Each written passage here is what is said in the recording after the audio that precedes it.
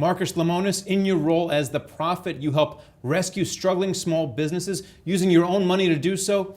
How do you choose the cases? Is it upside, or you just like that particular challenge? Well, you know, there's always a goal of making money anytime you get into any business, but I also want to teach a lesson. And so when I look at the applications and we get a few thousand for every kind of season that we do, I go through and I look for what products are relatable, what parts of the country are they in, what financial stress are they in, and more importantly, what's the lesson that I think you can walk away with. Any of these businesses, people say, you know, what do you know about the candy business? What do you know about the trailer business? It's not hard because I use a people, process, product model. So you don't do any due diligence before you walk through that door? I don't. And so prior to going, I do no due diligence.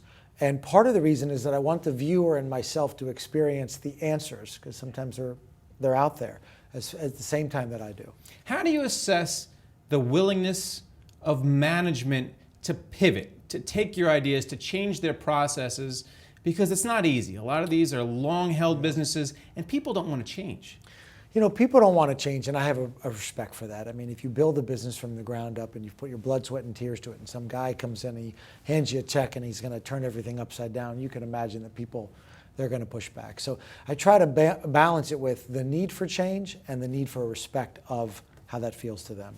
It seems like there are a number of recurring themes on the show. One of them is don't let your receivables grow. And I remember a particular episode with a meat company in Brooklyn. Can you talk about why that's such a big problem? Well, in companies, especially small businesses, the working capital that they have to run their business is so finite.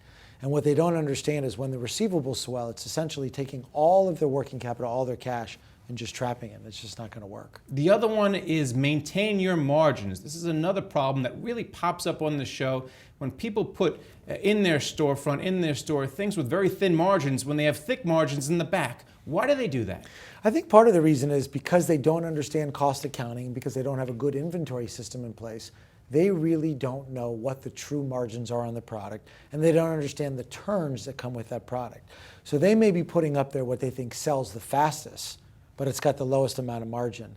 And so because they don't understand their inventory, understand the customer, they don't necessarily know how to merchandise as well. How transferable is what you do with small businesses to larger businesses? Can you teach what you learn and what you teach at a small candy shop to a Fortune 500 brand? Well, you know, my business that I own today is a $3 billion company. It's Camping World. And I apply a lot of the same principles in my own business. And so I think that the transference between small business and medium business and large business is really the same. People, process, product. I mean, you know that in any business you need people. In any company. It could be JCPenney. We know they're struggling. It could be any other company. They need people.